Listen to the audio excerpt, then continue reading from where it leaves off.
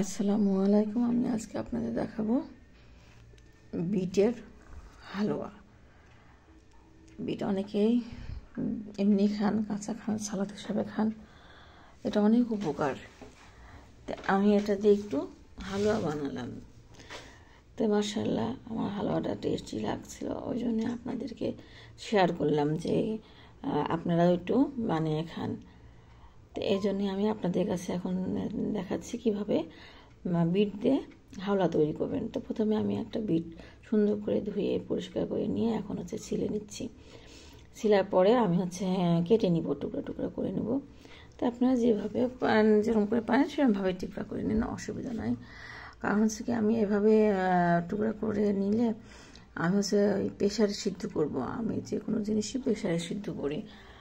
কারণ যে এখন ব্যস্ত, শহরে সবাই ব্যস্ত, কাজ কামে এটা ওটায়। অনেকে প্রেশারে রান্না যে সব কিছু করা যায় এটা জানেনই না, এবং অনেক কিছু খুব কঠিন মনে করেন। সহজে কিছু রান্না করে খাওয়াটাও এটাকে খুব কঠিন মনে করেন, যিনি খেতে চান না। কিন্তু প্রেশারে আমি এভাবেই সহজভাবে আপনাদের দেখাই যে প্রেশারও খুব সহজভাবে সুন্দর করে অনেক কিছু রান্না করে খাওয়া যায়। তো তার জন্য আপনাদেরকে সব কিছু আমি প্রেশারেই দেখাই। তো এই আমি হালুয়াগুলোও সব প্রায় বেশিরভাগই প্রেশারেই দেখাচ্ছি, যেগুলো সিদ্ধ করা লাগবে। তো আপনারা এইভাবে দেখে দেখে করবেন। তো এতে আপনারা দেখবেন খুব তাড়াতাড়ি হবে এবং সহজেই হবে, খুব সুন্দরভাবে। যেহেতু আমার পেজে না আমি সহজ পদ্ধতিতে রান্না, তাই আমি আপনাদের দেখাই সহজে কিভাবে রান্না করা যায়। তো আমার হয়ে গেল বিটগুলা ছোটো ছোটো টুকরা করে কাটা। আমি এখানে 4 থেকে 4টা বিট নিয়েছি। এখন আমি প্রেশারের মধ্যে দিয়ে দিচ্ছি বিটগুলা। তো আপনারা দেখতে পাচ্ছেন এক এক করে সব বিটগুলা দিয়ে দিচ্ছি, এবং প্রেশারের মধ্যে দেওয়ার পরে আমি এখানে দেবো কয়েক টুকরা দারচিনি, কয়েক টুকরা এলাচ, 2টা তেজপাতা। আর এইগুলো দেওয়ার পরে আমি লিকুইড দুধ, জাল দিয়ে রাখা ঘন করা সেই লিকুইড দুধও এর মধ্যে দিয়ে দিচ্ছি। আমি এই দুধ দিয়েই বিটটাকে সিদ্ধ করব। আমি হালুয়ার জন্য যেগুলো তৈরি করি দুধটা দিয়েই সিদ্ধ করে নিই প্রেশারে। তাহলে আমার দুধ দিয়ে সিদ্ধ হয়ে গেল, আমার এক্সট্রা কোনো পানিও লাগলো না, এদিকে সিদ্ধ হয়ে যায় এবং এটা খুব টেস্ট হয়।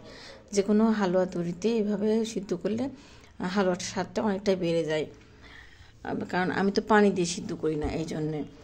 তো এখন আপনাদের দেখাচ্ছি সিটি, এই প্রেশারে দিয়ে দিচ্ছি। এখন মনে করেন যে সিটি উঠবে, 2টা সিটি উঠে আপনি প্রেশারে সিটিটা বের করে নিলেই হয়ে যাবে। বা আপনি যদি সময় থাকে তাহলে আপনি একটা সিটি দিয়ে আঁচে পরে রেখে দিলেও সিদ্ধ হয়ে যাবে, অসুবিধা নেই। আর তাড়াতাড়ি করতে গেলে এভাবে 2টা সিটি দিয়ে একটু খুলে নেবেন প্রেশারের ভাবটা, তাহলেই হবে। এই দেখেন এখানে আমি দেখাচ্ছি, কিন্তু দুধের কিন্তু এইগুলা চারিদিকে ওই ছানার মতন করে লেগে গেছে। এতে আপনারা কেউ ভয় পাবেন না। এরকম দুধ দিয়ে ছিটি তুললে সব সবজিতে একটু এরকম লেগে যায়, কারণ কি সবজির মধ্যে তো থাকে, অ্যাসিড থাকে, ওই জন্য এরকম হয়ে যায়। অসুবিধা নেই, সমস্তটা আপনি কেখে ব্লেন্ডারে দিয়ে দিবেন। ব্লেন্ডার হয়ে গেলে এটা ঠিক হয়ে যাবে, বোঝা যাবে না। তো এই জন্যে আমি আপনাদের দেখালাম। এখন আমি ব্লেন্ডারে দিয়ে দিচ্ছি, আপনাদের দেখাচ্ছি। আর আমি আবার চিনিটা ওই হালুয়ার মধ্যে অ্যাড করি না, আমি ব্লেন্ডারে অ্যাড করে দেবো, তাহলে এক্সট্রা কোনো পানি দিতে হবে না। অনেকে মনে করেন পাটায় বাটতে হবে, কষ্ট হালুয়া পাটায় বাটা ছাড়া হবে না, কিন্তু আসলে না, আপনারা ব্লেন্ডারেও করতে পারবেন না। এভাবে আপনারা করবেন, চিনি দিলেই জিনিসটা তরল হয়ে যাবে, তখন আপনার ব্লেন্ডারটা ঘুরবে ভালো। এতে ব্লেন্ডারের ফলেও চাপ পড়বে না, আর আপনার হালুয়াতে এক্সট্রা কোনো পানিও দেওয়া লাগবে না। আমার কিন্তু দেখবেন আমি হালুয়াতে কোনো এক্সট্রা পানি দিচ্ছি না। তো এই যে আমি এখন চিনিটা এইভাবে দিয়ে ব্লেন্ডার করলাম, দেখেন আমার কত সুন্দর ব্লেন্ডার হয়ে গেছে, একদম গাঢ় এবং সুন্দর। মানে আমার কোনো এক্সট্রা পানি কিন্তু দেওয়া লাগেনি, আপনাদের দেখাচ্ছি, কিন্তু আমি কোনো এক্সট্রা পানি কিন্তু দিচ্ছি না।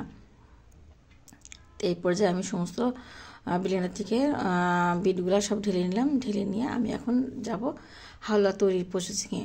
তো আমি এখন কড়াইতে তেল দিচ্ছি পরিমাণ মতো। আপনারা যতখানি বিট দিয়ে তৈরি করবেন হালুয়া, ঠিক সেরকম হিসাবে আপনারা তেল নেবেন। একটু বেশি তেল নিলে হয় কি হালুয়াটা সুন্দর কড়াই থেকে উঠে আসে। এই পর্যায়ে আমি আবার কয়েকটা এলাচ আর দারচিনি দিয়ে দিলাম, দিয়ে আমি বিটটা দিয়ে দিলাম এবার ঢেলে। যেহেতু এর মধ্যে আমার চিনি, দুধ সবই দেওয়া আছে, আমার খালি অল্প সামান্য গুঁড়া দুধ দিলেই এটা হয়ে যাবে। এখন আমি অনবরত নাড়তেছি। এখন এইভাবে নাড়তে গেলে কিন্তু খুব বেশি, যেহেতু তরল হয় না, তাই খুব সহজেই আঠালো হয়ে যায়। একটু ছিটে ওঠে যেহেতু চিনি দেওয়া, তখন আপনার কোনো কিছু দিয়ে ঢেকে দিবেন, তাহলেই হয়ে যাবে। ঢেকে দিয়ে নাড়বেন। আর এই পর্যায়ে আমি দিয়ে দিলাম গুঁড়া দুধ। আর এই গুঁড়ো দুধটা দিয়েও নাড়তেছি। এখন দেখেন আরও তাড়াতাড়ি আঠালো হয়ে যাবে, হালুয়া হয়ে যাবে। তো এই দেখেন আমার কত সুন্দর তাড়াতাড়ি হয়ে যাচ্ছে। এখন এই যে এই পর্যায়ে আমি দিয়ে দিলাম ঘি, মানে এখন আমার প্রায় নামানোর সময় হয়ে যাচ্ছে, তো নামানোর আগ দিয়ে একটু ঘি দিয়ে দিলাম, দিয়ে এখন এই যে এইভাবে নিয়ে নিচ্ছি। নিয়ে এই যে আমি একটা থালে সয়াবিন তেল বা ঘি মাখায় নেবেন আপনারা, নিয়ে তারপর ওটা এখন ঢেলে দিবেন। ঢেলে দিয়ে আপনারা সমান করে দিবেন। তাহলে কি ওই শক্ত হয়ে যাওয়ার আগ দিয়ে আপনাকে সমান যদি করে দেন তাহলে ভালো হবে। তারপরে এটাকে আবার যখন শুকনো হতে থাকবে তার আগ দিয়ে আবার সুন্দরভাবে কেটে নিতে হবে। বা আপনার এটা ঠান্ডা হয়ে গেলেও আপনারা ইচ্ছা মতো শেপ দিতে পারবেন, কারণ এটা একটু নরম থাকেই, কিন্তু আবার এদিক শক্ত শক্ত ভাব হয়ে যায়, মানে সেরকম যে খটখটা হয় তা না। হালুয়া যেরকম হয় আপনি ইচ্ছা করলে পরেও সুন্দর করে প্রসেসিং করতে পারবেন, একটু আঠালো জাতীয় তাই। তো ভালো করে থাকবেন। আমার হয়ে গেল বিটের হালুয়া।